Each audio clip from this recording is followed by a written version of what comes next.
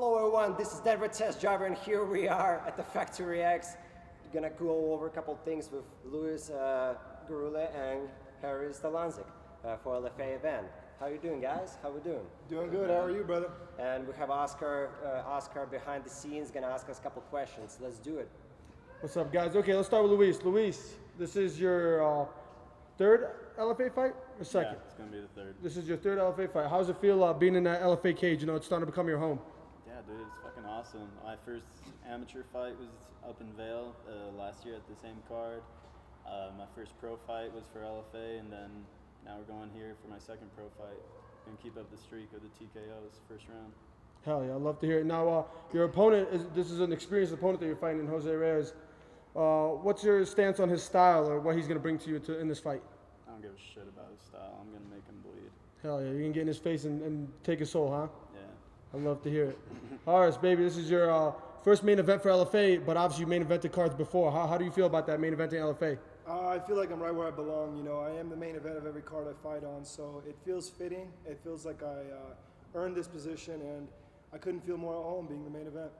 Hell yeah. Now, you also got an experienced opponent in Chris Brown, and he's one of those guys that if you beat Chris Brown, you get shot up into UFC. You get real notoriety in terms of, you know, fighting him. So what's your stance on his style and what he brings to the cage? Yeah, absolutely. All the guys who've beaten Chris Brown ended up going on to the UFC, so it's pretty apparent if I win this fight and I win it in a dominant position, or a dominant fashion, I should say, that I'll probably get that call at the UFC. My stance on him, I think he's gritty. I think he's a dog. He's got some unorthodox striking, some decent grappling, but overall, I'm fundamentally and technically better in every position. I'm more conditioned. I'm a greater dog, and I just think that regardless of where the fight goes, I'll break him and I'll finish. Yeah, I'd love to hear it. You mentioned that you had main events before, and this main event, does it feel different? Do you feel more confident? Do you feel more a little bit nervous in the way somewhere it's a new opponent, different style? Like, what are you prepared for his style? Yeah, this is my third main event, so I mean, I can't say I'm not nervous. I'm always nervous regardless, but just because, you know, I have high expectations of myself. I want to see myself win, but not only win, I want to dominate every fight. I don't want anybody to think, oh, I could have beat Harris, or that was pretty close. I want them to think and know that there was no chance they were going to beat me. So realistically, man, yeah, I think that game plan for this is just to go out there, give it my best, and I think the guy's going to break. And I look back at all my other fights, man, main event or not, I always find myself in bad positions or in bad moments to fight. I always find a way out. So I guess I have a lot of confidence going into this one, just because if I look at my history and my statistics, I always find a way out of bad positions. Nice. Luis, question for you. You mentioned you're going to make your opponent bleed.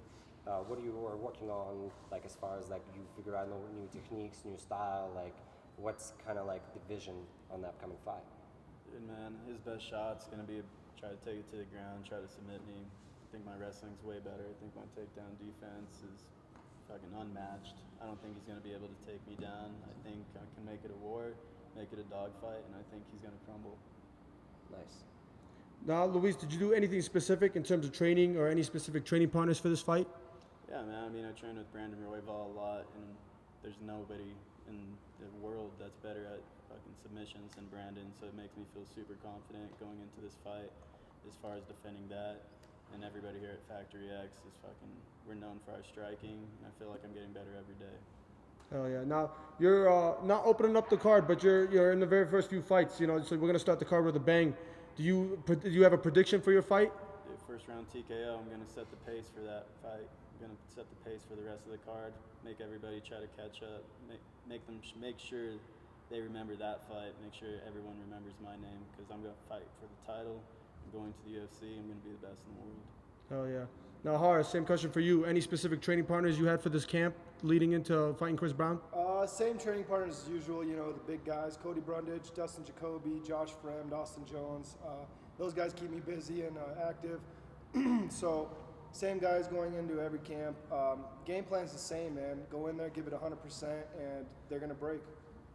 Hell yeah. Now, what your stance on Chris Brown? You know, he is a vet. He's been around the game for a minute. He's had a few losses to UFC guys, but I don't know if you watched his last fight was in PFL. He fought a tough dude. What was your stance on that fight? Yeah, I mean, some could look at it as a robbery. I think it was a really close split decision. Some could argue Chris won. Others could argue the other guy won. Regardless, it was a tough fight, close decision against a really tough opponent. I look at that fight and I see a really matured Chris Brown, the best he's ever looked yet. And I see it as, I mean, the guy's not as good as me. He wasn't fighting HARIS TALUNDZIC, and I believe his name was Carlos O'Leal. So whatever O'Leal brought to the table isn't going to be the same as what I bring to the table. So I wouldn't expect a close decision in this one. All right, now you're coming off a lot of momentum. You know, you're coming off a big win streak. Your last fight was with LFA for the co-main event here in Denver. So do you feel like the momentum is on your side in terms of just coming into this fight? Absolutely. I feel like the momentum's on my side every fight, man. I'm 26. I'm one of the youngest guys in this division, and my record speaks for itself, man. I'm undefeated since 2016. I haven't given up a single round, a single minute. Momentum's always behind me, but, you know, I build that momentum in my own head, and I continue to do so in every fight. So this fight will be no different. Do you think Chris will try to wrestle you, or do you think he's going to try to make it a stand-up fight? Because he is known to stand up mostly. Yeah, I don't know what his game plan is, man. If I was looking at myself from an outside perspective, my game plan would be to find a way out of the fight. So if he's not doing that, I guess he's looking to go 8-5. I love it. Of course, our viewers want to know a little bit of history, folks. Let's start with Louis, with you, where we're from, and how long we've been training MMA, how long we've been in this journey.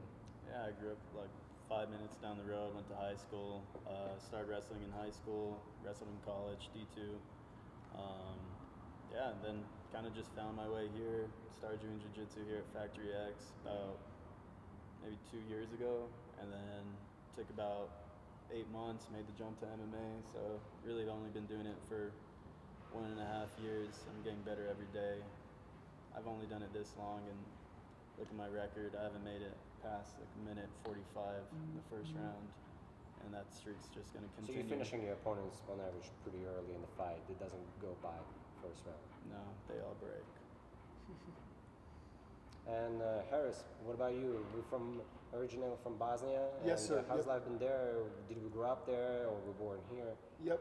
So quick rundown. My family's from Bosnia and Herzegovina. Myself and 2 other brothers were born there. We immigrated to Germany for a few years and then to the United States as refugees.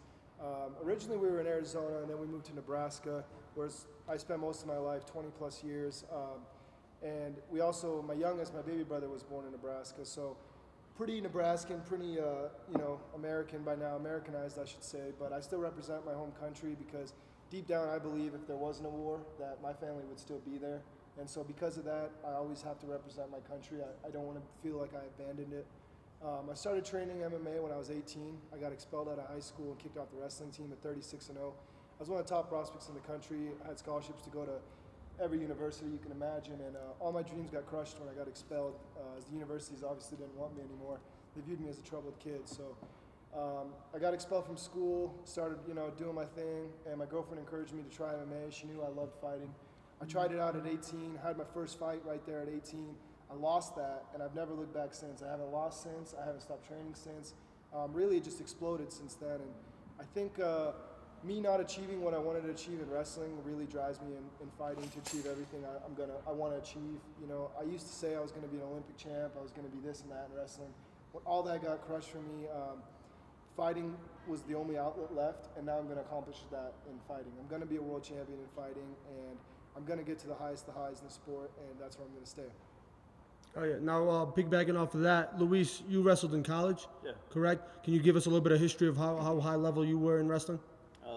Yeah, I was pretty good in college. It was D2, but always did well in all my tournaments. Usually got hurt right before nationals. I would always, something always come up in regionals. So kind of similar to Harris, is like never fulfilled like what I wanted to do in wrestling, and so it kind of made me chase that again with MMA. Oh yeah. Now you're very green in MMA, obviously, with your how long you've been doing it, but in terms of your skill set, you're like a vet at this point, right? So you're fighting the guy that's Jose Reyes, and at 3-0, that's a decent record to go up against. You feel like if you beat this guy, you deserve a shot up in like a contender series or something like that, or do you want to just keep racking these up in the LFA? I want to go to contender series as fast as I can. I want to be in the UFC. That's the ultimate goal, to be a UFC champ. But if they want to keep feeding me people in the LFA, I'll take them. Hell yeah. Hell yeah. Now, well, how's it feel being on my boy's Haris's card? You know what I mean? It's always good to be on the same card as your teammates. Yeah, dude, I fucking love being on the same card with Harris. My first fight was actually on the same card with Harris and Jacoby. YOLO as well. And dude, Harris brings such great energy to the table. I feel like he's always screaming everything I want to say, but so I don't have to. I fucking love fighting with him. Oh yeah, I'd love to hear it. Now, Haris, how much does that immigrant mentality that you have from, you know, the culture you had in Bosnia, how much does that affect you in fights and training for fights? Yeah, it affects me a lot, man. I think that's a lot of the reason I am the dog that I am today. I find myself in a bad position, or maybe even in a bad moment, or maybe the whole fight's bad for me. And I think back to my parents and how they reacted in bad situations, man, and just with complete fortitude. And, you know, they never made a whiny face or why me remarks. It was always confront the problem head on and take care of it. And that's how I view fighting, man, is what my parents did with every problem in life. I do the same in fighting. Oh yeah, I'd love to hear it. I love interviewing you guys. I can't wait for September 9th and to see you guys shine. Awesome, and thank you folks to join DTD press conference, and we will move next, and we can't wait for your guys' event, Heck yeah. for your performance. Thank you. It was an honor, Michael. Thank you for having us, brother. Appreciate it. Thank you guys.